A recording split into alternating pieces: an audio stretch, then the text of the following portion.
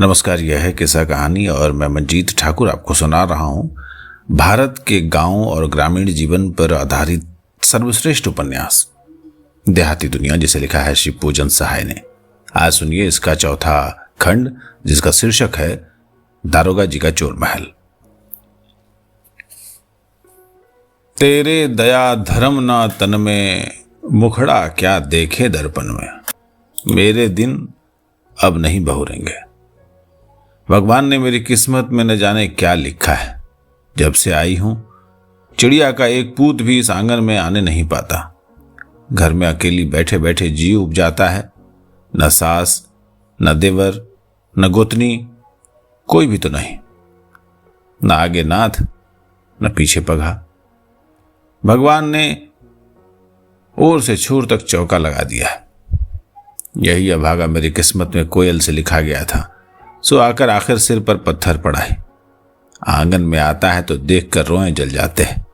अभागा कहता है कि दूध दही खाया करो, रुपए पैसे का काम पड़े तो संदूक में से 10, 20, 100, 50 जो दरकार हो निकाल लिया करो। मगर जब दूध दही अच्छा लगे तब न खाऊं, क्या जबरदस्ती गले में ढरका लूं। संदूक में और इसके रुपए पैसे में दिया सलाई लगा दूंगी। प्रेत के लिए सा मुंह लेकर आता है मेरा मुंह चूमने। जी में तो आता है कि झाड़ू लेकर मुंह में मार दूं। मुझे अपनी नतनी के बराबर देखकर भी तनिक नहीं लजाता। मुंह झौसे के किसी अंग में छूकर भी लाज नहीं है। मुझे अपनी खुरखुरी दाढ़ी और पिचके हुए गाल दिखाने आता है। सुरती तमाकू खाते खाते तो अभागे का मुंह सुअर की खुबार की तरह हो गया है। बातें करते हुए भी जी घिनाता है। बोलने लगता है तो थूक के फुहारे पड़ने से मेरा मुंह भर आता है, नाक फटने लगती है। न जाने इसके साथ मेरे दाना पानी का मेल जुटाते समय भगवान का कपार क्यों नहीं फट गया। उनसे भेंट होती तो मैं जांत उठाकर उनके कपार पर पटक देती। हे सूरज बाबा, तुम ही प्रत्यक्ष देवता हो। तुम ही भले बुरे को हाथ का हाथ फल देते हो। इस मन बहाल को कोढ़ी कर दो, उसके 20 अंग गल कर चू जाएं, जीते जी उसकी आंख बैठ जाए। ये पानी बिना तरस तरस कर मरे, इसको पिल्लू पड़ जाए, मरने पर उसे कफन न चुरे। यही कह कह कर घर में बैठी अकेले सुगिया झक रही थी, अपने दिन को रो रही थी। उस घर में दूसरा कोई नहीं था। कभी कुड़ती, कभी झुंझलाती, कभी बौखला कर आंगन में निकल जाती, कभी खाट पर लेटकर चिंता करते करते अनायास रो पड़ती। कभी दांत पीस पीस कर मनबहाल सिंह को सरापती और कभी नाक भौं सिकोड़ कर कहीं भाग निकलने की बात सोचते सोचते बेचैन हो जाती।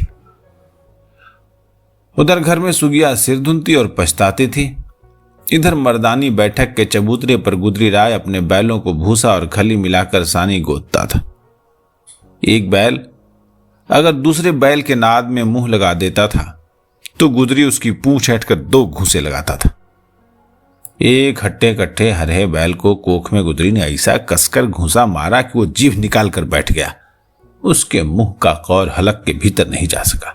मुंह से गाज निकलने लगा, आंखों मानी उलट सी गई। गुदरी ने उसकी पूंछ मरोड़कर बड़े जोर से खींचा। वो बेचारा उठ नहीं सका, लेट कर हाँफने लगा। इतने में बैठक खाने के उसारे से गुदरी के चचेरे भाई झूमक राय ने चिल्ला कर कहा, रे हत्यारा, गर्दन में जो पगहे की घुंडी लगी है उसे खोल क्यों नहीं देता? कसाई कहीं का, बाछी मार की तरह तमाशा देखता है। ये कहकर झुमक दौड़ा हुआ बैल के पास गया, गुदरी को अलग ढकेल कर बैठ को उठाया। उसका शरीर कांप रहा था। वो शिथिल होकर चुपचाप खड़ा हो गया। अगल बगल के बैलों ने उसकी दशा देखकर खाना छोड़ दिया। वे डर कर उसकी ओर देखने लगे। गुदरी राय ये कहता हुआ ओसारे में चला गया कि जब न तब साला बड़ी गरियारी काटता है, इसकी दवा मैं जानता हूं। गुदरी ज्यों ही ओसारे में जाकर कंकड़ की चिलम भरने लगा, त्यों ही दारोगा जी घोड़े की पीठ पर से चौतरे पर उसरकर ओसारे की ओर बढ़ने लगे। दारोगा जी को देखते ही गुदरी का खून सूख गया। झुमक गऊओं के पास खड़ा था, उसको भी काटो तो खून नहीं। वो ऊंचे चौतरे के किनारे किनारे झुककर बड़ी जल्दी से भागा। गांव का चौकीदार दारोगा जी के घोड़े की लगाम थाम कर खड़ा था। उसने झुमक कर भागते हुए देखा, पर डर के मारे चुप साध गया। क्योंकि चौधरी लोग ही गांव के जेठ रैयत थे। जब तक उधर की गली से आते हुए पुलिस सिपाहियों ने भागता हुआ खिलाड़ी समझकर बेचारे झुमक राय को पकड़ लिया। पकड़ो पकड़ो का हल्ला सुनकर ज्यों ही दारोगा जी चौतरे पर से गली की ओर कोड़ा लेकर उतरे, त्यों ही गुदरी उनसे आंख चुराकर भाग गया। गुदरी को भागते देखकर चौकीदार बेचारा चिल्ला उठा, दुहाई चौधरी जी की, ऐसी जबरदस्ती मत कीजिए। अरे ये मेरे ऊपर सरासर जोर जुलूम हो रहा है, मेरी रोजी रोटी चली जाएगी। दरोगा जी फांसी दे देंगे, मरौवत के बदले में सीना जोरी काहे करते हैं। चौकीदार लाख चिल्लाता रहा। गुदरी 9-2-11 हो गया। घोड़ा छोड़कर चौकीदार गुदरी के पीछे दौड़ा। दारोगा जी इधर जूमर पर कोड़े बरसा रहे थे, पर असली खिलाड़ी तो सिर पर पैर देखकर भाग निकला था। जब चौकीदार का चिल्लाना सुनकर दारोगा जी चौतरे पर उछलकर आए, तब हाथ की चुहिया बिल में गई देखकर बगले झांकने लगे। और कुछ नहीं सूझा तो घोड़े पर चढ़कर अंधाधुंध सरपट छोड़ दिया। यही गुदरी राय सुगिया का पति था। असल में वो चोरों का मेट था। बड़े बड़े डकैत उसके हाथ में रहते थे। पूरा पन्हा लेकर वो बड़ी से बड़ी डकैती का माल ऊपर कर देता था। चोरी का माल उतारने के लिए वो डंके की चोट पर 1000-1000 रुपए तक पन्हा लिया करता था। कितने पुलिस अफसरों को उसने चूना लगाया था। आज बुधिया को नालिश पर आए हुए दारोगा जी को भी उसने सूखे घाट उतार दिया। दारोगा जी नए थानेदार थे। उन्हें ठीक पता नहीं था कि गुदरी राय इतना बड़ा चोरकट है। वो घोड़ा दौड़ाते हुए गांव से बाहर कुछ दूर निकल गए। वहां अहीरों का बथान था। चौकीदार वहीं बैठकर रो रहा था। उसके कपड़े खून से तर थे, सिर फूट गया था, लोगों ने उसे घेर रखा था। दारोगा जी के पहुंचते ही भीड़ छट गई। उनको देखकर चौकीदार और भी फूट फूट कर रोने लगा। हाथ जोड़कर उन्हें गले से कहा, दुहाई सरकार की, अब मैं गांव में नहीं फंसने पाऊंगा। गुदरी राय के पटीदार ने लाठी मारकर कपार फोड़ दिया है। अहीरों के देवता कूच कर गए। सबने झुक झुक कर दारोगा जी को सलाम किया। कोई एक अच्छी सी खाट लेकर दौड़ा, कोई दौड़कर उस पर बिछौने के लिए सुजनी ले आया, कोई दौड़कर पंखा ले आया और कोई कुछ और लाने के बहाने से भाग निकला। घोड़े को देखकर बथान में बंधी हुई भैंसें भड़क गईं। कितने तो छान पगे तोड़कर और खूंटे उखाड़कर बबाती हुई भाग चली। घोड़ा भी चंचल हो उठा, उछल कूद कर हिनहिनाने लगा। दारोगा जी घोड़े से उतर पड़े। उसकी आयाल पकड़कर गर्दन ठोकते और पुचकारते हुए बोले, बस बस बेटा। घोड़ा शांत हो गया, पर बथान की भैंसों में उथल पुथल मचा ही रहा और अहीरों ने ताबड़तोड़ भैंसों को खोलकर चरने के लिए मैदान की ओर हाँक दिया। दारोगा जी ने अहीरों से कहा, तुम लोगों को इस मामले में गवाही देनी पड़ेगी। जो अहीर वहां हाथ बांधे खड़े थे वे एक दूसरे का मुंह ताकने लगे। एक बूढ़े ने लड़खड़ाती जबान से कहा, दुहाई सरकार की, हम लोग इस गांव में बस नहीं पाएंगे। कल ही चौधरी लोग उजाड़ देंगे। छप्पर पर एक खपड़ा नहीं बचेगा मालिक। हम लोग बिना नाधा पहना के हो जाएंगे। माल मवेशी का पता नहीं चलेगा। दारोगा जी ने जोर से डांट कर कहा, चुप बदमाश, मैं तुम लोगों की नस नस पहचानता हूं। तुम सब के सब चोर हटिया आहिर हो। तुम लोगों के देखते देखते मेरा चौकीदार पिट गया और अब दुहाई सरकार की कहकर चोर से साधु बनना चाहते हो। ठहरो तुम, आज मैं फौरन तुम लोगों को थाने पर चालान करता हूं। एक दूसरा बूढ़ा अहिर रोए गिरा कर बोला, दुहाई राजा जी, आप ही तो बाप महतारी हैं। आप अरज गरज नहीं सुनेंगे तो कौन सुनेगा। जो इंसाफ समझिए सो कीजिए। पासा पड़े सो दांव, राजा करे सो न्याव। दारोगा ने कहा, अरे सुनो, तुम लोगों का अरज गरज सुनने के लिए नहीं आया हूं मैं। या तो गवाही करने के लिए कमर कसो या थाने का रास्ता पकड़ो। दो में से एक ही होगा, तीसरा तो हमको जानते ही नहीं। फिर वही पहला बूढ़ा हाथ जोड़कर अपने बेटे को आगे करके बोला, पृथ्वीनाथ, हमको यही एक औलाद है। इसी के माथे पर हाथ धरकर कहते हैं कि हम लोगों ने अपनी आंखों से किसी को नहीं देखा। आप अपने चौकीदार से ही पूछ लीजिए, उसी के कहने पर हमको मालूम हुआ है। दुहाई धर्मावतार की, समूचा गांव 3 तागा लोगों का है। रिजपैया बहुत कम है। गांव में जैसे 2-4-10 पबनी पवाई है, वैसे ही एक कोने में हम लोग भी किसी तरह गुजर बसर करते हैं। हम लोगों के मुंह से कोई जोखिम की बात निकल जाएगी तो आज के बिहान ही चौधरी लोग सलाह करके सूरज अछत की तरह लूट लेंगे। दरोगा ने अड़क कर कहा, तुम लोगों के सिर पर काल नाच रहा है। लात का आदमी बात से नहीं मानता। जब अच्छी तरह से बेभावगी पड़ेगी ना, तब अपने आप भूत की तरह बक बक बकोगे, सब कथनी भूल जाएगी। अभी तो मैं सीधी की तरह बात कर रहा हूं।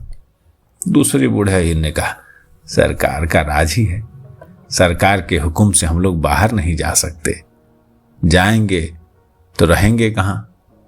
पहाड़ से समुंदर तक सरकार की ही तो गवर्नमेंट है। भागने से भी तो जान नहीं बचेगी। आप ही लोग पनाह देते हैं तो हम लोग बसे रहेंगे, नहीं तो अनदेखी बात की चश्मदीद गवाही देने पर गांव के चौधरी लोग नाच नचाकर मार डालेंगे। ऐसे तो आप अफसर हैं, हाकिम हैं, सरकार बहादुर हैं, आप ही का सब अख्तियार है। हम लोग तो काम पड़ने पर आपके जूठे उठाने वाले आदमी हैं मालिक। मार गारी जात लात जूता सब सहने के लिए तैयार हैं। दारोगा ने कहा, इसलिए तो तुम लोगों से जूतों से बात करूंगा। अगर बिना जूते से खबर लिए तुम लोग सीधी रात पर चले आते तो यहां क्यों थाने तक तुम लोगों को हैरान परेशान करता? अरे हम जानते हैं कि गुजरी डराई बहुत बड़ा डकैत है। मुझे सब बातों का पता चल गया है। उसका पिंड छोड़ने वाला नहीं है। चौकीदार ने कहा, सरकार गुजरी राय गांव में ही है, कहीं दूसरी जगह नहीं गए हैं, तहकीकात कीजिए। दारोगा ने कहा, चलो गांव में तहकीकात करूंगा, उसके घर की भी तलाशी लूंगा। चौकीदार ने कहा, अब गुजरी राय जल्दी से हाथ नहीं लगेंगे, रहेंगे तो इसी गांव और जवार में घूम फिर कर, लेकिन उनको कोई देख नहीं पाएगा। दारोगा ने कहा, अच्छा देखा जाएगा। ये गांव जवार ऐसा मिर्च का टापू नहीं है कि गुजरी राय का मिलना मुश्किल हो जाएगा। माल की जब्ती होने पर अपने आप हाजिर होगा। ये कहकर दारोगा जी झट घोड़े पर सवार होकर गांव की ओर चले। साथ ही पीछे पीछे चौकीदार और बूढ़े बड़े अहीर भी चले।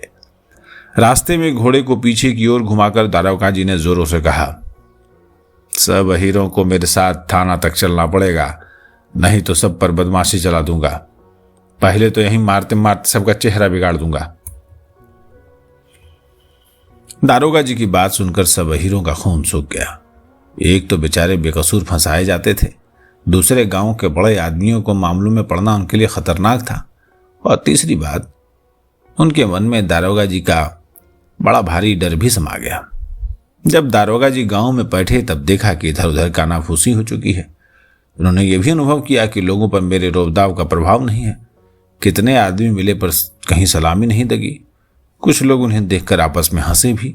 कुछ लोगों ने बड़ी हुज्जत के बाद निडर होकर अपना नाम बतलाया, और बतलाया भी तो अंड बंड बतला दिया। जब दारोगा जी गुजरी राय के दरवाजे पर पहुंचे तब देखा कि सिपाही गायब है। गुदरी के माल मवेशी का पता नहीं है। ये देखकर उनके आश्चर्य का ठिकाना नहीं रहा।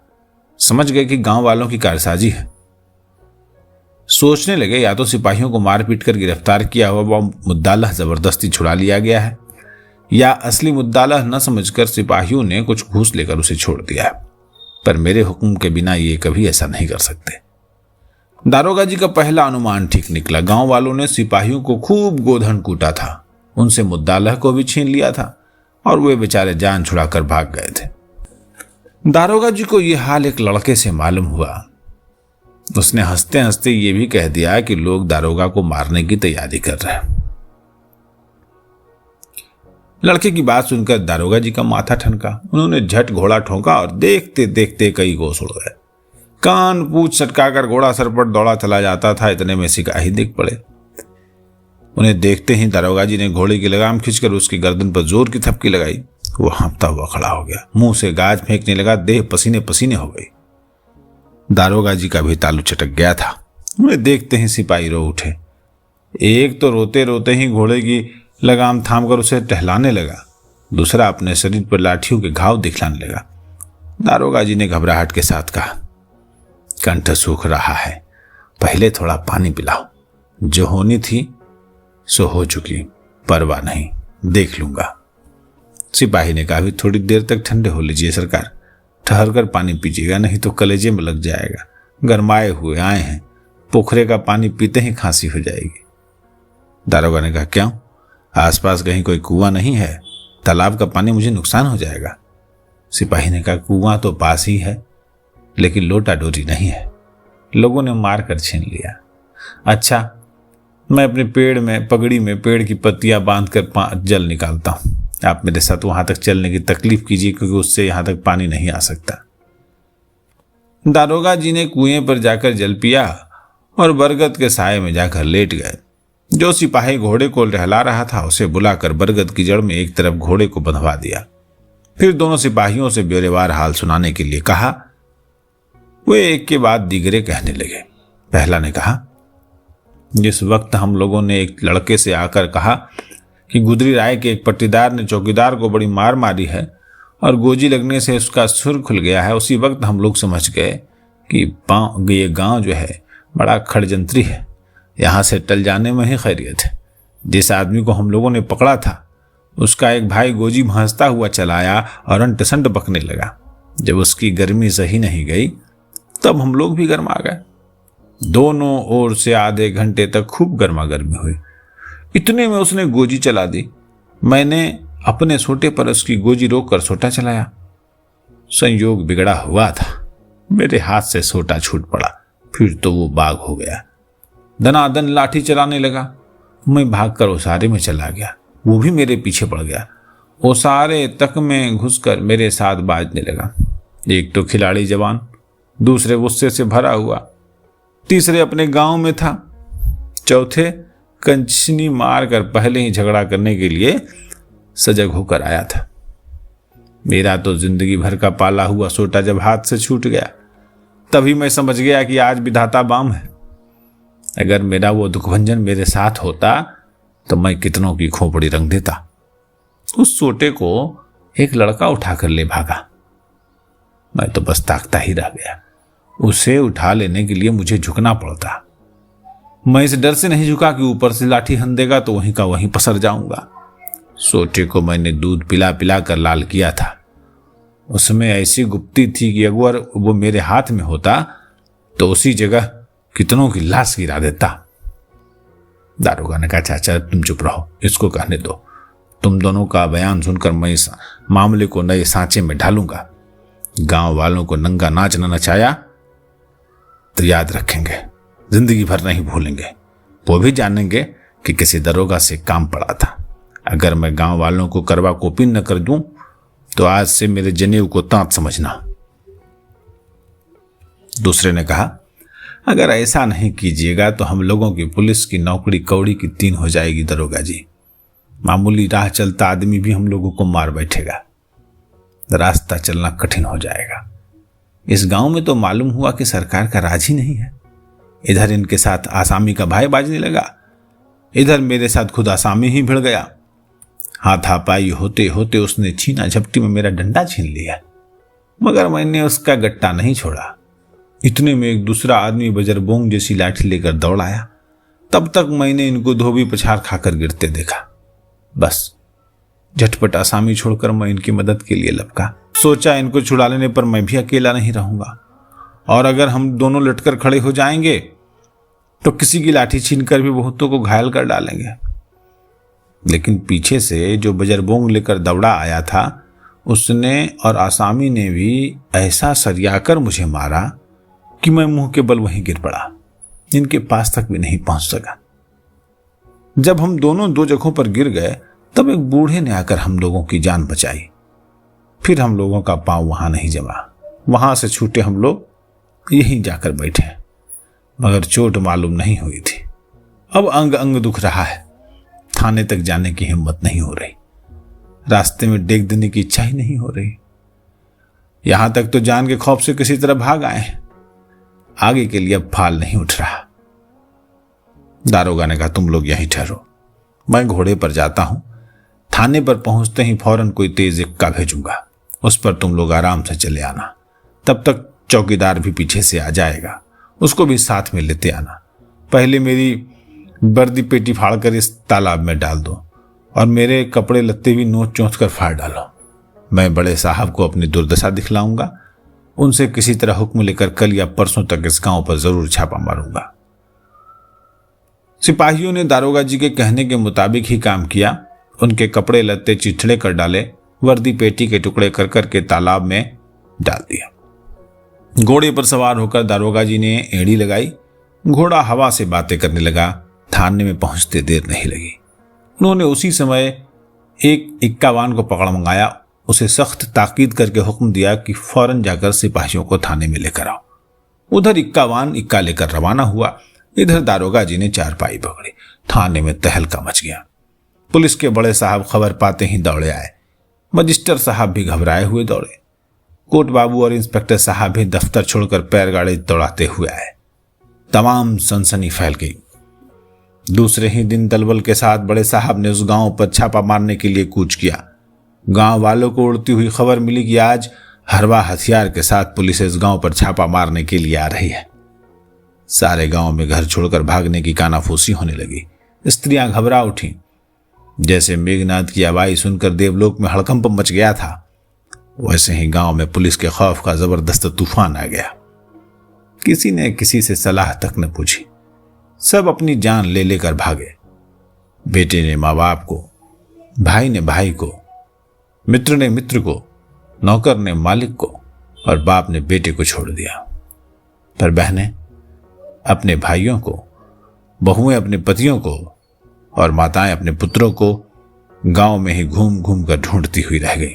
जो स्त्रियां कभी घर से बाहर भी नहीं निकली थीं, जो गांव की 2-4 गलियों में ही घूम फिर कर भूल जा सकती थीं, जो कभी मौका पड़ने पर किसी से बोलना तो दूर की बात, तनिक आंख भी बराबर नहीं कर सकती थीं, वे भी अपने भाइयों, पतियों और पुत्रों को ढूंढने के लिए गांव की गली गली में हाय हाय करती हुई और बिलबिलाती हुई फिर रही थी। पर जो स्त्रियां अनेक बार भृगुरासन और हरिहर क्षेत्र के मेले में धक्के खा चुकी थीं, जो काशी के गरहन नहान के धर्म धक्के में पड़कर मेले ठेले की बहार देख चुकी थीं, जो प्रयाग और पंचकोसी कर चुकी थीं, वे तो भाग निकली। कोई नैहर चली गई, कोई ससुराल चली गई, कोई आसपास के गांव में जा छिपी। लेकिन पर्दे में रहने वाली स्त्रियों से भागते हुए नहीं बना, वे गांव में ही भटकती रह गई। देखते ही देखते पुलिस दल गांव में पहुंच गया। निगोड़े पुरुष तो गांव छोड़कर भाग ही चुके थे। बच गई थी बेचारी स्त्रियां। उन्हीं को उजड़ पुलिस सिपाहियों के पंजे में फंसना पड़ा। हिरनियों के दल पर शिकारी कुत्तों की तरह पुलिस सिपाही बेचारी अबलाओं पर टूट पड़े। उन्हें माल मवेशी या जमा जत्था से क्या मतलब, बहु बेटियों की लाज लूटने लगे। स्त्रियों की चिल्लाहट से सारे गांव में कोहराम मच गया। मां के सामने बेटी की आबरू पर पानी फिर गया। सास के सामने पतोह की इज्जत चली गई। घर के माल असबाब का पता बतलाने पर भी बेचारियों का पत पानी नहीं बचा। गिड़गिड़ाने पर गला दबा दिया गया। दांत दिखाने पर कन चप्पड़ मारकर पटक दिया गया। प्राणों की भीख मांगने पर जबरदस्ती करके प्राण ले लिए गए। बिना माथ की फौज ने गजब ढा दी। इतना ही नहीं, कितने घरों में आग लगा दी गई, कितनों के छप्पर उजाड़ दिए गए, किवाड़ तोड़कर जला दिए गए, मल मूत्र से गांव के कुएं तक भ्रष्ट कर दिए गए। जहां तक अंधेर मचाते बना मचाया गया। टट्टी में खूब छेद किया गया, छाती पर खूब मूंग दली गई। कितनों ने गहना हाथ मारा, पर बहुतों ने केवल बेचारी स्त्रियों को सताने में ही अपनी बहादुरी दिखाई। सब कुछ हुआ, परंतु अभी तक गुदरी राय पकड़ा नहीं गया। पुलिस वाले ढूंढते ढूंढते हैरान हो गए और वो अपने घर के तहखाने में छिपकर बैठा हुआ था। चोरी का माल छिपाने के लिए उसने अपने घर में ही एक गुप्त तहखाना बना रखा था। उसी तहखाने में उसके साथ बेचारी सुगिया भी छिपी हुई थी। वो बेचारी अपने पड़ोस की स्त्रियों की चिल्लाहट सुनकर डर से थर-थर कांप रही थी। जब कभी उसे रुलाई आती थी, गुदरी दांत पीसकर घूंसा तानता था, वो डर से दुबक जाती थी। कभी कभी वो डरकर गुदरी से लिपट जाती, पर झट घिनाकर अलग हो जाती। गुदरी उसका सिसकना भी सुनता तो दांत कटकटाकर उसके गर्दन दबाने लगता। कई बार गुदरी ने सुगिया को झकझोर कर ढकेल दिया तो गिर पड़ी, पर मार खाने के डर से तनिक ठिनकी भी नहीं।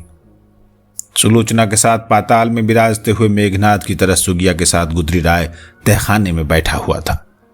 उसे विश्वास था कि पुलिस इस तहखाने का पता नहीं लगा सकेगी, परंतु इस लोक में पुलिस से छिपकर बच जाना बहुत टेढ़ी खीर है।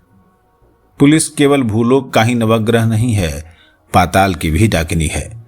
शनिचर की नजर से बच जाना आसान है, नदी में मगरमच्छ से पिंड छुड़ा लेना सहज है, पर यमलोक में छिपकर भी पुलिस के चंगुल से बचना बड़ा कठिन है।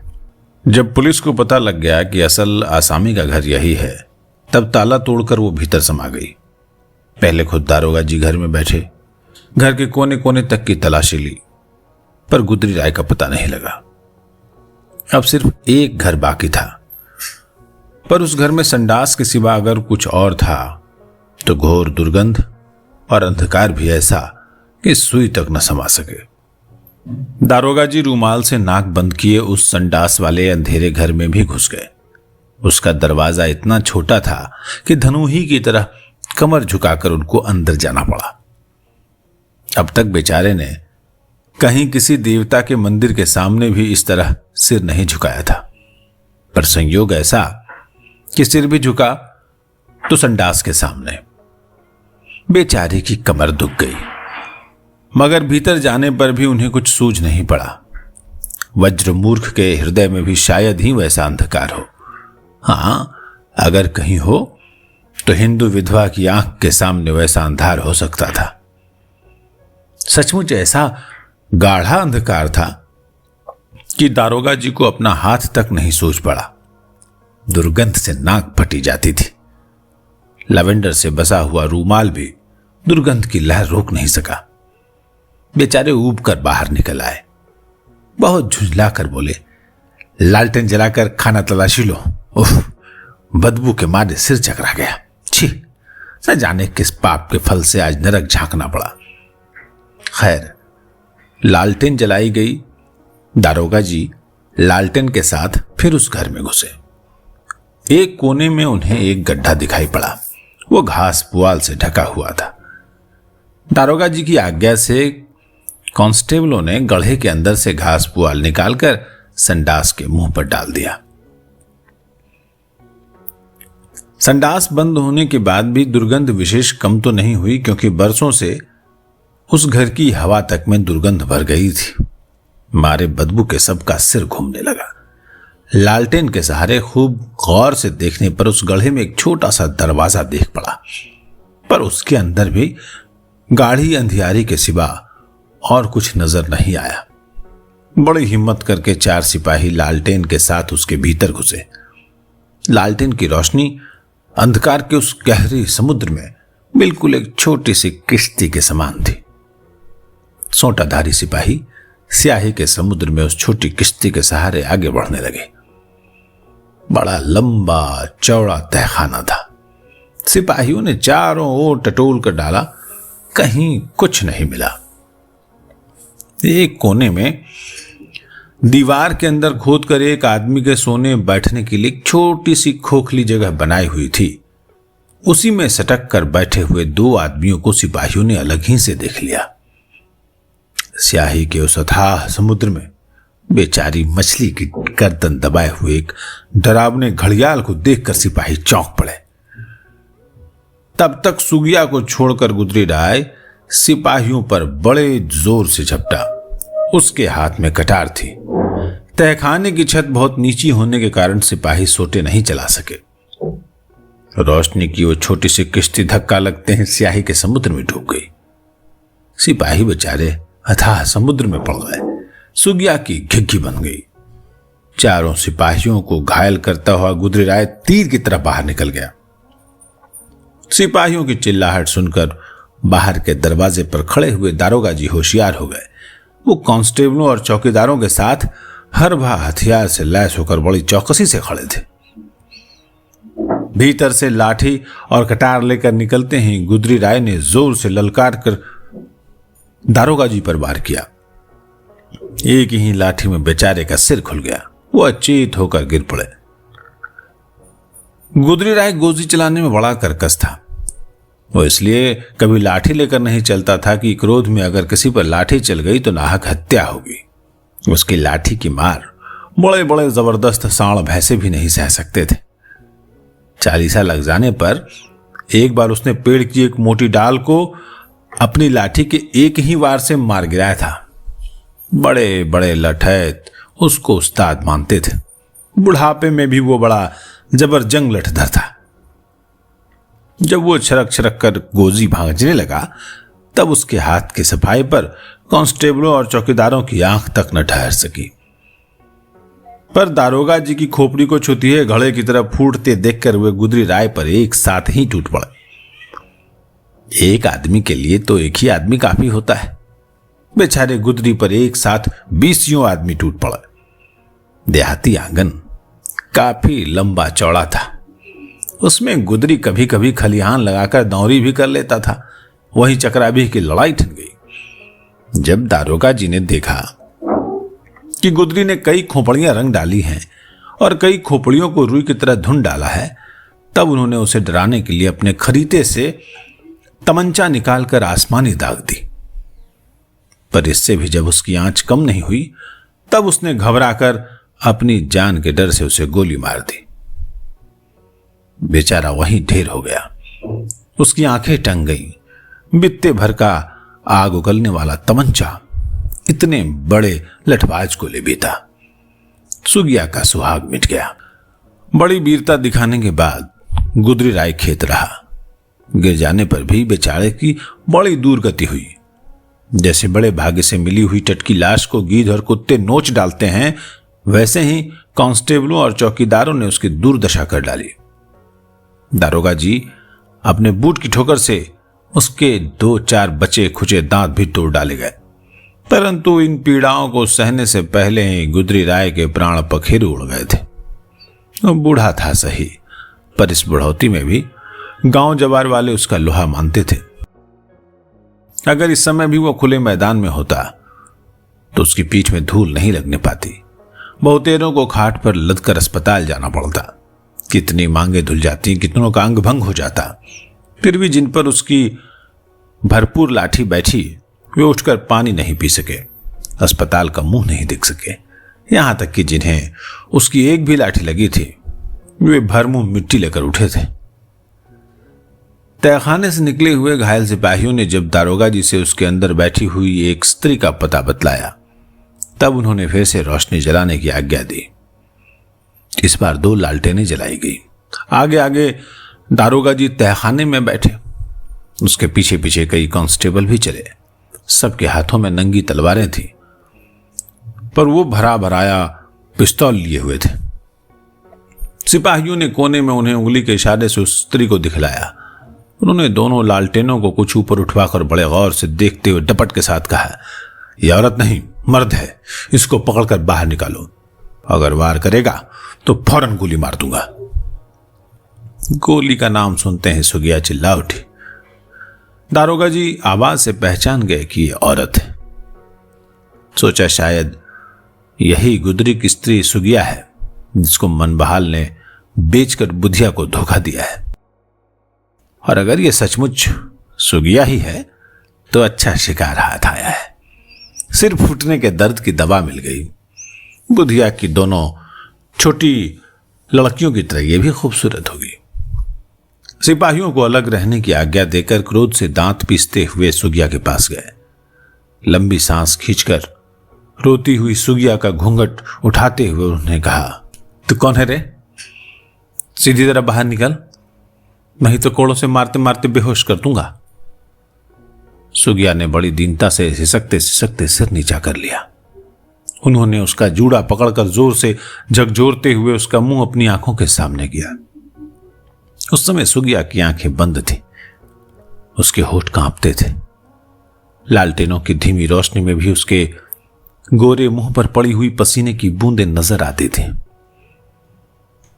लंबी लंबी कजरारी आंखें, बाकी तिरछी भवें, पतली नाक, सुबुक ठुड्डी, गुलाबी गाल, ऊंचा लिलार, अनार दाने से दांत, बिखरे हुए चिकने बालों के घुंघराले गुच्छे, चेहरे पर गजब का पानी, मानो देह के रोम रोम को शोभा चूम रही हो।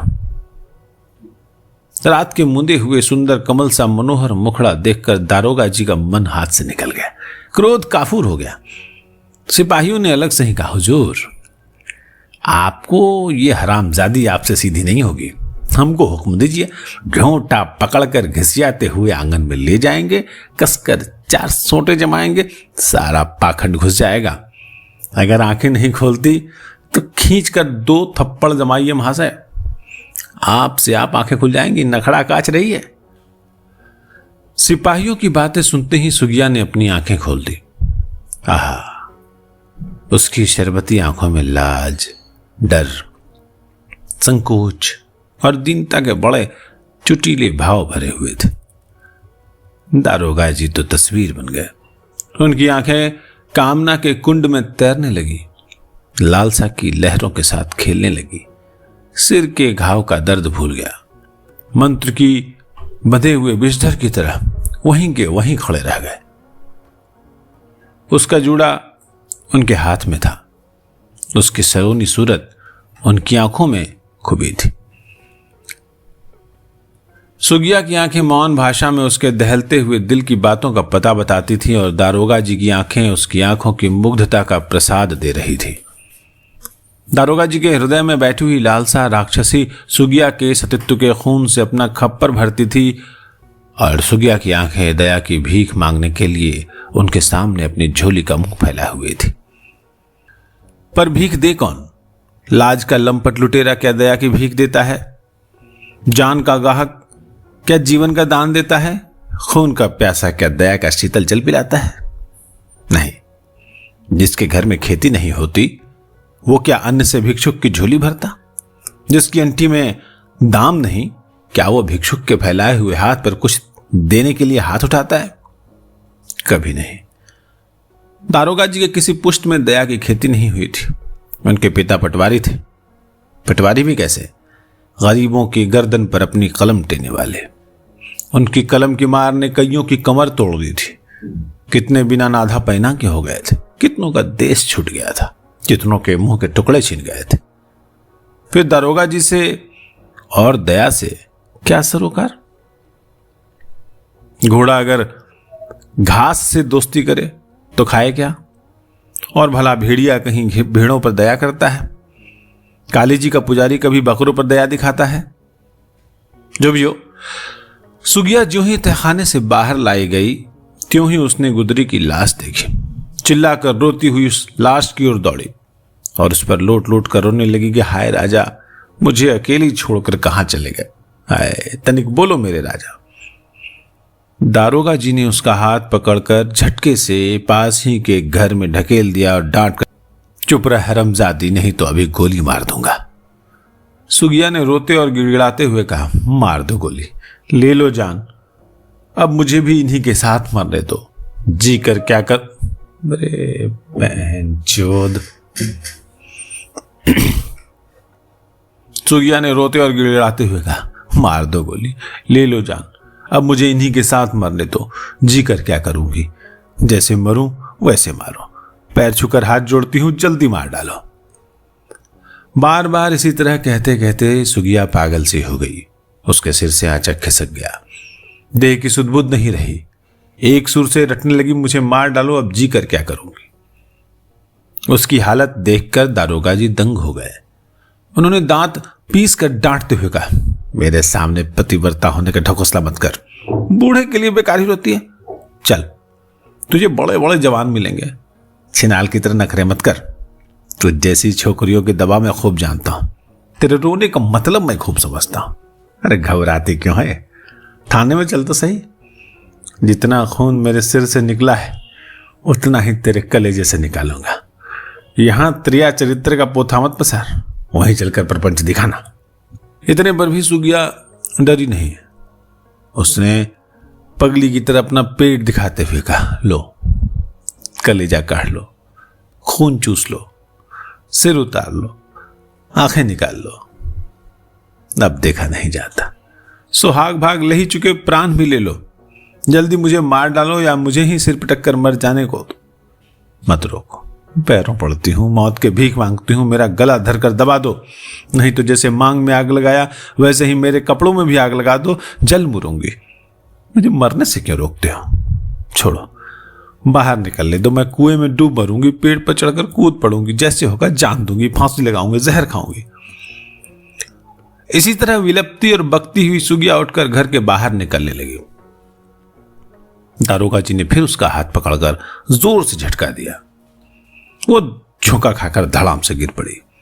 जैसे ही वो फिर उठने लगी त्यों ही दारोगा जी ने पिस्तौल तानकर दपट के साथ कहा, अच्छा मरना ही चाहती है तो ले मर, मरने का मजा भी देख ले, गुदरी के साथ तू भी जा। सुगिया ने हाथ जोड़कर बिलखते हुए कहा, एक बार और आंगन में जाकर उनका मुंह देख लेने दो, फिर मुझे पल भर भी जीने मत देना। उसी दम मुझे गोली मार देना, मैं खुशी से मर जाऊंगी। दारोगा जी ने तमंचे को अपनी जेब में रखते हुए एक विचित्र खटमिठे सुर में कहा, अरे उस बूढ़े की सूरत क्या देखेगी, देखना ही है तो मेरी तरफ देख, ठीक समझ। अब मेरे सिवा दुनिया में तेरा कोई नहीं है। पाखंड करना छोड़, जहां कहूं वहां सीधी तरह चल, मेरे सिखलाने के मुताबिक इजहार दे, नहीं तो तेरी अभी और दुर्दशा होगी। इतना सुनते ही सुगिया अपनी छाती में जोर से मुक्का मारकर धरती पर लौट गई। दारोगा जी ने उसे जबरदस्ती घर से बाहर निकालकर एक कवान से दांत पिसते हुए कहा, इस हरामजादी को सीधे थाने ले जाओ, अगर रास्ते में पाखंड पसारे तो दनादन चाबुक मारकर पीठ की खाल उधेड़ डालना। सुगिया थाने में चालान कर दी गई। गांव की लूट भी समाप्त हो गई। जिस तरह टिड्डी दल खेत की फसल चौपट करके निकल जाता है, उसी तरह गांव को तहस नहस करके पुलिस का दल भी थाने की ओर चल पड़ा। दारोगा जी अपने घोड़े पर सवार होकर बड़ी उमंग में सोचते हुए जा रहे थे। ऐसी स्त्री का नाम शायद सुगिया है। अब इसी को मुद्दई बनाकर मन बहाल को फंसाऊंगा, उसके फंसने से जरूर मेरे हाथ लग जाएगी। वो बड़ा भारी मामलेगीर है, अपनी जान छुड़ाने के लिए बुधिया को भी फंसा सकता है, और बुधिया के फंस जाने पर तो मेरा काम ही बन जाएगा। उसकी 2 लड़कियां और तैयार हो रही हैं, लाग लगे रखने से ही लाभ होगा। आज थाने पर चलकर रात को सुगिया को इतना प्यार करूंगा कि वो अपना सारा दुख भूल जाएगी। उसे डराने धमकाने से काम नहीं चलेगा। स्त्री का हृदय प्रेम से जितना संभल है, भाई दिखाकर उसे मुट्ठी में करना जरा मुश्किल होगा। देहाती स्त्रियों के लिए फांसी लगाकर मर जाना, जहर खा लेना, कुएं में गिरकर जान दे देना और दरिया में डूब मरना बहुत ही आसान काम है। सुगिया के लिए भी ये सब बहुत सहज है। वो अपनी इच्छा की मौत मर सकती है। स्त्री का दिल फूल से भी मुलायम और पत्थर से भी कड़ा होता है। वो पल भर में देवी और दानवी बन सकती है। पुरुष अगर चाहे तो स्त्री के चित्त को चैत की चांदनी से भी मधुर और शांत से भी भयंकर बना सकता है। मैं चाहूं तो सुगिया के दिल में अपना दिल डाल सकता हूं। अगर मैं उसके दिल में जगह पा गया तो मुझे इस नौकरी की जरा भी परवाह नहीं है। काफी कमा चुका हूं, कई पुस्त घर बैठे मौज करेगा। मगर हां, सुगिया को घर में डाल लेने से घरवाली के दिल से धुआं उठने लगेगा। खैर देखा जाएगा। थाने के पास ही अलग मकान ले लूंगा, सुगिया उसी में चैन से रहेगी। फिर कुछ दिन के लिए छुट्टी ले लूंगा। डॉक्टर को 150 चटा दूंगा। वो कोई ऐसी बीमारी बतला देगा जिसमें नैनीताल जाकर कुछ दिन रहना जरूरी हो। बस घरवाली को घर भेज दूंगा, सुगिया को सैर कराऊंगा। फिर तो वो कभी किसी के बहकाने से भी मेरा साथ नहीं छोड़ेगी। दिल का सौदा दिल देकर खरीदा जाता है। स्त्रियां दिल चाहती हैं, दौलत नहीं। मगर मैं तो सुगिया को दोनों सौंप दूंगा। दिल तो उसे दे ही चुका हूं। अब आज रात थाती पूंजी भी उसके हवाले कर दूंगा। देहाती स्त्रियां बढ़िया लत्ता कपड़ा, बढ़िया खाना पीना, बढ़िया गहना गुड़िया और रुपए पैसे की थाती से बहुत राजी रहती हैं। सुगिया की शादी उसके मन के मुताबिक नहीं हुई थी। बेचारी कबूतरी बूढ़े गिद्ध के पल्ले पड़ गई थी। दुनिया में अभी उसका हौसला पूरा नहीं हुआ है। जब वो केवड़े के साबुन और केश रंजन तेल का व्यवहार करेगी, सजे हुए कमरे की साफ सुथरी सेज की पात रेशमी साड़ी में खिलकर खड़ी होगी। फूलों के गजरे और इत्र के फाहे उसे अपनी भीनी भीनी गमक से मस्त बना देंगे। पके हुए मगही पान की तबकदार गिलोटियां उसके मुंह में मक्खन की तरह घुल उठेंगी। हारमोनियम के सुरीली तान से कमरा गूंज उठेगा। तब क्या वो इतने मजबूत दिल की है जो मेरे दिल की लगी न बुझाएगी?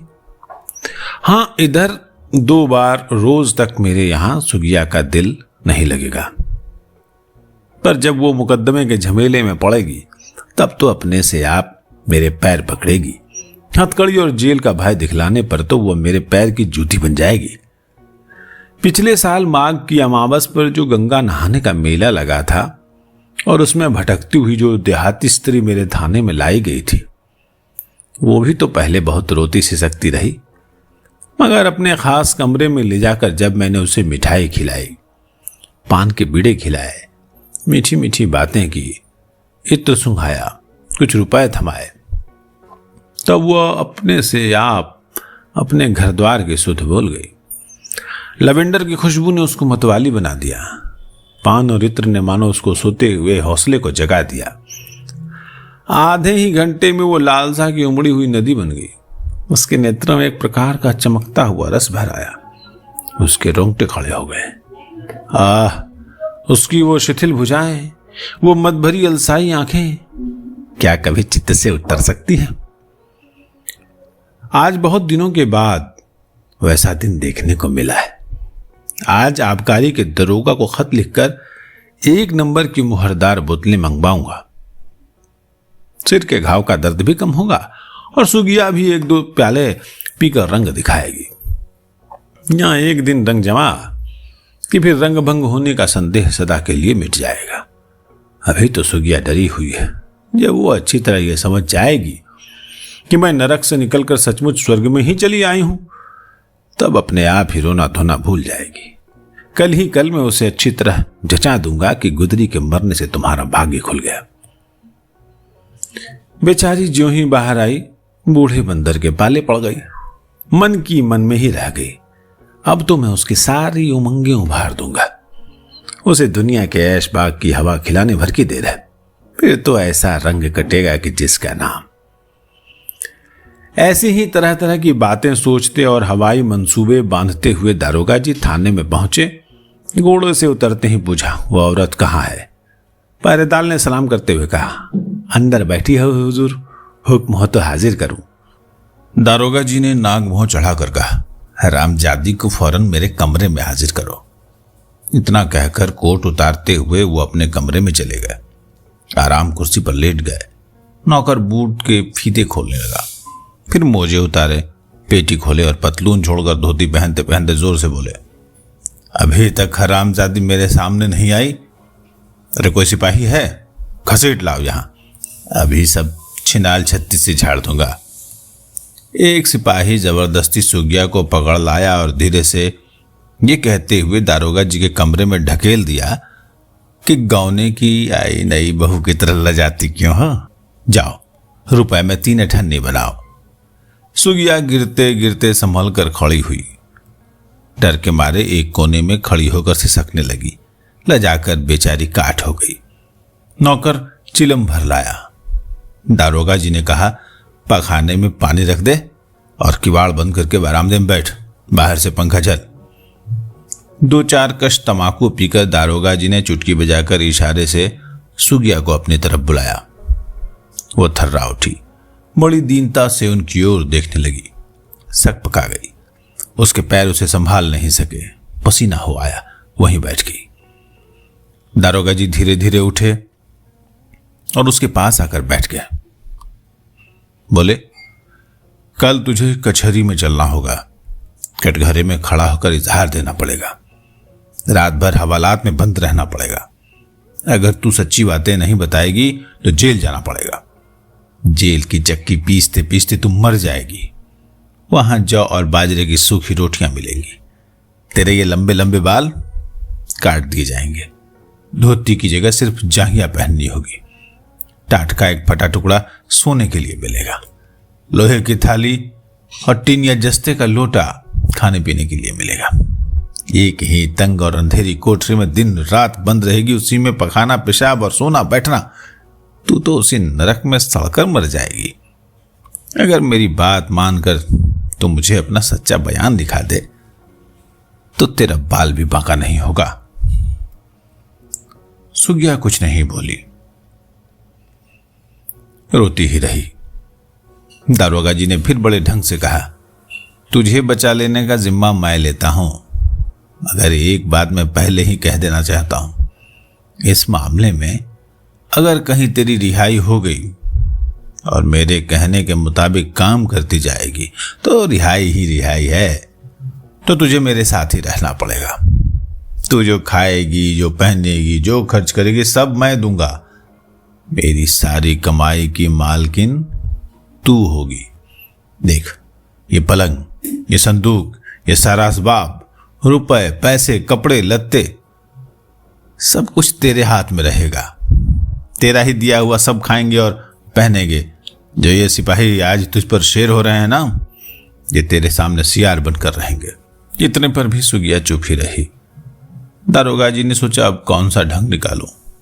कुछ देर तक उसके मुख की ओर लुभाई नजरों से देखकर बोले, अगर मेरे साथ तेरा मन राजी हो गया तो सच मान, छुट्टी लेकर जल्दी ही तेरे साथ बनारस चलूंगा। वहां तुझे घुमा फिराकर विंध्याचल ले चलूंगा, फिर प्रयागराज, चित्रकूट, अयोध्या जी, गया जी, बैजनाथ जी, ठाकुरद्वारा, सारे तीर्थों की सैर करा दूंगा। रेलगाड़ी, हवा गाड़ी और घोड़ा गाड़ी के सिवा तुझे कहीं एक पग भी पैदल नहीं चलना पड़ेगा। मेरे साथ मौज से देश देश की हवा खाना, देश देश की मिठाइयां खाना, देश देश की चीजें खरीदना, सब हौसले में टाले ना। बनारस की साड़ी और विंध्याचल की चुनरी खरीद दूंगा, प्रयागराज का किला दिखाऊंगा, त्रिवेणी में नाव पर झिरझिरी खिलाऊंगा, चित्रकूट के पहाड़ पर सैर कराऊंगा, अयोध्या जी में सावन का झूला दिखाऊंगा, गया जी का पेड़ा और बैजनाथ जी का चूड़ा दही बहुत बढ़िया होता है। अभी क्या, जब खिलाऊंगा तब कहना कि क्या क्या खिलाया। बैजनाथ जी के कलकत्ते होते हुए ठाकुरद्वारा जाना पड़ेगा। कलकत्ते में बिजली की गाड़ी पर चढ़ाकर एक दिन में सारा शहर घुमा दूंगा।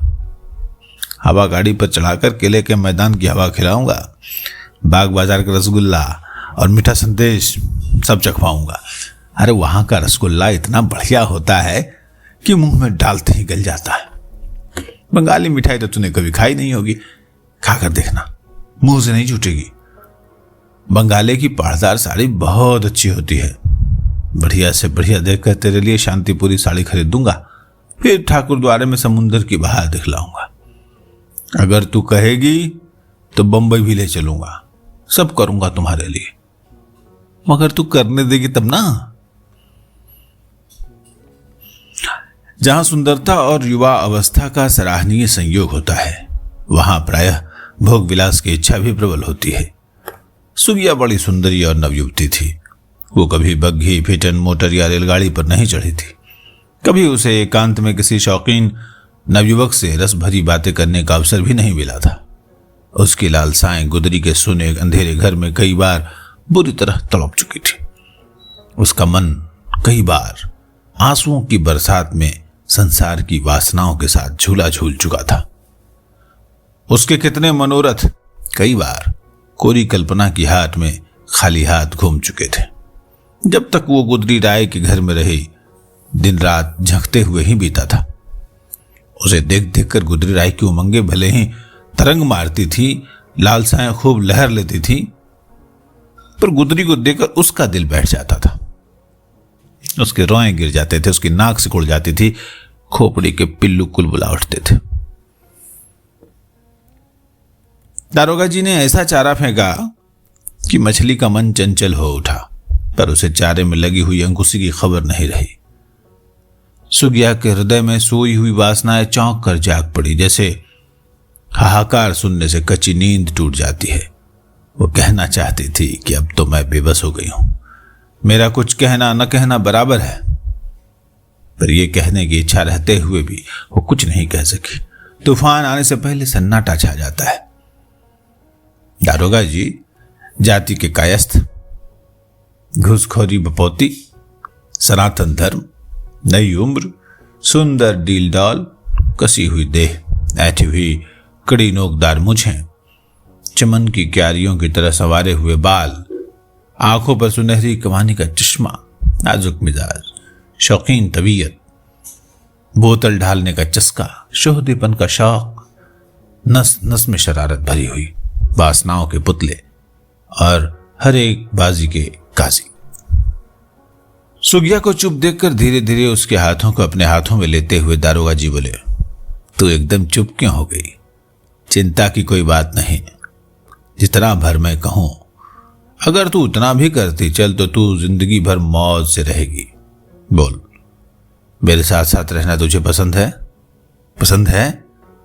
बस इसी बात में हाँ और ना कहने पर तेरे नसीब का फैसला है। अगर तू एक भले मानस स्त्री की तरह पर्दे के अंदर आराम से रहना पसंद करती है, तब तो तेरा बेड़ा पार है, और नहीं, अगर तू अपना कर्म रेख ही भोगना चाहती है तो फिर तुझसे मुझे कोई मतलब नहीं। जा, बाजारू बनकर रहे, थाने से कचहरी तक धक्के खाएगी, कांस्टेबलों की जमात में पड़कर आबरू गवाएगी, जेल के पहरेदारों के हाथ में रहकर भूखे कुत्तों के पल्ले पड़ी हुई फटी जूती की दशा को पहुंचेगी, और फिर वहीं अंत में बाजार की सदर सड़क पर पेट के लिरू फटिया में दुकान खोलनी पड़ेगी। पराये का आसरा, 4 दिन की चांदनी, लोक परलोक का सत्यानाश, इज्जत और ईमान से खारिज, यही नतीजा होगा। सुगिया ने लंबी सांस खींचकर एक बार दारोगा जी की ओर देखा। कुछ कहना चाहा पर मुंह से बोल नहीं निकला। फिर घुटने पर गाल देकर नाखून से जमीन खोदने लगी। दारोगा जी ने फिर अपने जादू की एक पुड़िया छुड़ी। अभी तक तेरा पथ पानी बचा हुआ है, इसलिए मैं इतना समझा रहा हूं।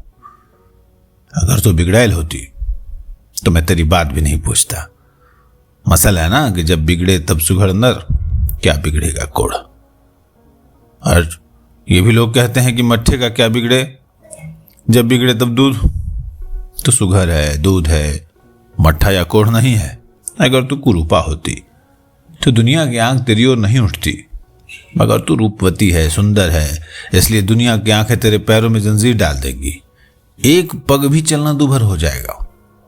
ये नई उम्र और ऐसी मनमोहनी सूरत अगर दुनिया की आंखें देख लेंगी तो मैं सच कहता हूं, विश्वास कर, तेरी हालत ठीक वैसी ही हो जाएगी जैसे कटे या सटे हुए पंखों वाली चिड़िया की होती है। तो उड़ नहीं सकेगी, तेरी जान जाएगी, लोगों का खिलवाड़ होगा। मतलब के यार बहुत मिलेंगे, अवसर पड़ेगा साथी कोई नहीं। अब झटपट बोल देना कर, तेरी क्या राय है? इस मामले को संगीन कर दूं या तेरी जिंदगी रंगीन कर दूं? सुगिया ने अपने सिर का आंचल सरकाते हुए रुधे कंठ से कहा, अब तो पत्थर के नीचे मेरे हाथ दब चुके हैं, मैं कुछ कहकर ही क्या करूंगी। अगर मेरे नसीब में कुछ भी सुख लिखा होगा तो गूंगी गाय की तरह कसाई के खूंटे पर क्यों बांधी जाती। कर्महीन खेती करे, बैल मरे की सूखा पड़े। मैं हर तरह की अभागिन हूं। भगवान ने जैसे लकड़ी में आग बनाई है वैसे ही मुझे सुधराई दी है। जैसे अपनी आग से लकड़ी जलती है वैसे अपनी ही सुधराई से मैं जलती रहती हूं। भगवान ने मोर के सब अंगों को अपने ही हाथों से संवारा है, मगर सब सुंदर अंगों के आधार पर उसके पैरों को ऐसा खुरच दिया है कि अपने बिबाए फटे हुए पैरों को देखकर बेचारा दुख के मारे बिगधर को लील जाता है, तब भी प्राण नहीं निकलते। जो दुनिया के लिए जहर है वही अभागे के लिए अमृत है। जहर खाने से भी मेरी जान नहीं गई। जहर भी ऐसा वैसा नहीं। 1600 रुपए में असली जहर खरीद कर मेरे दुश्मन ने मुझे खिलाया था।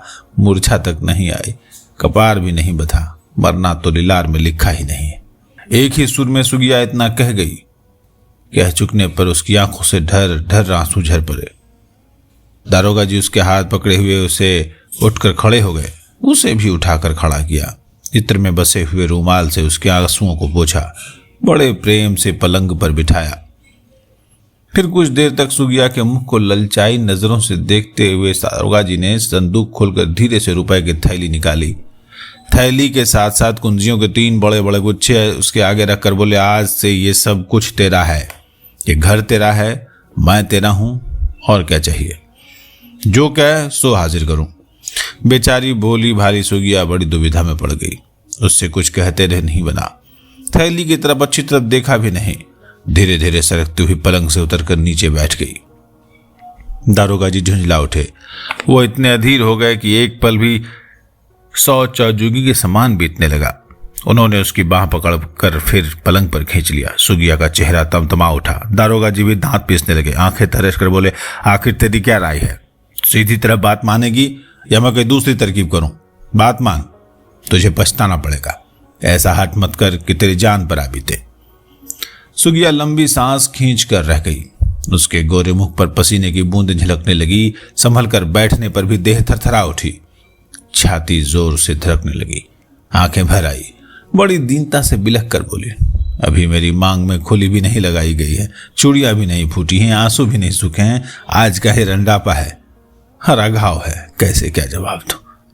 मन बहाल का नाश देखकर छाती जुड़ाने की इच्छा नहीं होती तो आज ही रास्ते में दौड़ते हुए इक्के से कूद कर जान दे देती। मन बहाल का नाम लेते ही दारोगा जी को बड़ा अच्छा मौका मिल गया। एक नया ढंग सूझ पड़ा। उन्होंने छूटते ही कहा, मेरी बात मान लेने पर तेरे सारे मनोरथ पूरे हो जाएंगे। जिस दिन का उसी दिन मैं मन बहाल को पकड़ मंगाऊं, तेरे सामने पेड़ से बांधकर उसे कोड़े से पिटवाऊं। पहले तू राजी भी हो तो मन बहाल की दुर्दशा कराना तो मेरे लिए बाएं हाथ का खेल है। तेरे देखते देखते उसे त्राही त्राही न करवा दूं तो असल बाप का बेटा नहीं। झूठ कहना दोगले का काम है। जनेऊ की शपथ खाकर कहता हूं, उसे दिन भर जलती धूप में एक टांग पर खड़ा करके पानी पानी तरसाऊंगा। अगर जी चाहे तो तू उसके मुंह में थूक सकती है, उसे पैरों से ठुकरा कर जली कटी सुना सकती है, कोड़ों से पीट कर अपनी छाती ठंडी कर सकती है। मुझे कोई उजर नहीं होगा। तेरे लिए मैं सब कुछ कर सकता हूं। कह तो दिया कि मेरी बात मान जाए, जिंदगी भर रानी बनाकर रखूंगा। अब तो बस पक्का हो गया। कल ही तड़के मन बहाल को पकड़ मंगाऊंगा और नागफनी के कांटों पर सुलाकर मार हंटरों से उसकी देह तोड़ दूंगा। अच्छा चल, कुछ जलपान कर ले। दारोगा जी झट उठकर एक मुरादाबादी तस्तरी में भंग पड़ी हुई 4 तबकदार बर्फियां और शीशे के गिलास में शराब मिलाया हुआ मीठा शरबत लाए। चूगिया क्या कह तस्तरी ढककर अपने हाथ से उसे बर्फी खिलाते हुए बोले, मन बहाल को पकड़ लाने के लिए आज ही रात को सिपाहियों से ताकीद की देता हूं। चूगिया ने बर्फी खिलाने से उन्हें रोकते हुए कि आज मैं कुछ भी नहीं जाऊंगी। इस जन्म में जाने कौन सा पाप किया था जिसका फल भोग रही हूं। इस जन्म में भी तो कुछ संभाल लूं। दारोगा जी ने बड़े प्यार से कहा, यह तो फलाहार है, इसमें कोई दोष नहीं है। मैं खुद तुझे अन्न जल नहीं दूंगा। क्या मुझे अपने ईमान का डर नहीं है? बोली भाली बेकस सगिया किसी बहाने दारोगा जी का आग्रह टाल नहीं सकी। बेचारी अपनी बेबसी पर मन ही मन कलप कर रह गई। नाश्ता पानी हो चुकने पर दारोगा जी का मन बढ़ा। सोचने लगे, क्या ले लिया है, जरा नशे में चूर हो जाए तब सब गहने उतार कर रख लूंगा, फिर आगे देखा जाएगा। अब तो चिड़िया के पंख में लासा लग गया है, उड़ना मुश्किल है। भगवान जब देने लगते हैं तब छप्पर फाड़ कर देते हैं। कई 100 का मोल भी मिला, हौसला भी पूरा हुआ। दारोगा जी का पखाना तो कंठस्थ हो गया। तंबाकू जल चुका था। पखाने में लोटे का पानी धरा ही रह गया। खिड़की के चिक से छन छन कर कमरे में चांदनी आने लगी। पलंग पर बिछी हुई नैनसुख की साफ चादर चितकबरी हो गई। सुगिया का नशा खिल उठा। उसके गहनों ने दारोगा जी की पेटी में आराम किया। उनकी शरारतों की बोटी बोटी फड़कने लगी। पनबट्टा और इत्र की शीशियां खाली हो ली। चोर महल रंग महल में बदल गया। आप सुन रहे थे आचार्य शिवपूजन सहाय का उपन्यास देहाती दुनिया। और अगर आपको ये अच्छा लग रहा हो तो लाइक करें, सब्सक्राइब करें, कमेंट करें। और ये उपन्यास अभी जारी रहेगा। आवाज आप सुन रहे थे मंजीत ठाकुर की। नमस्कार।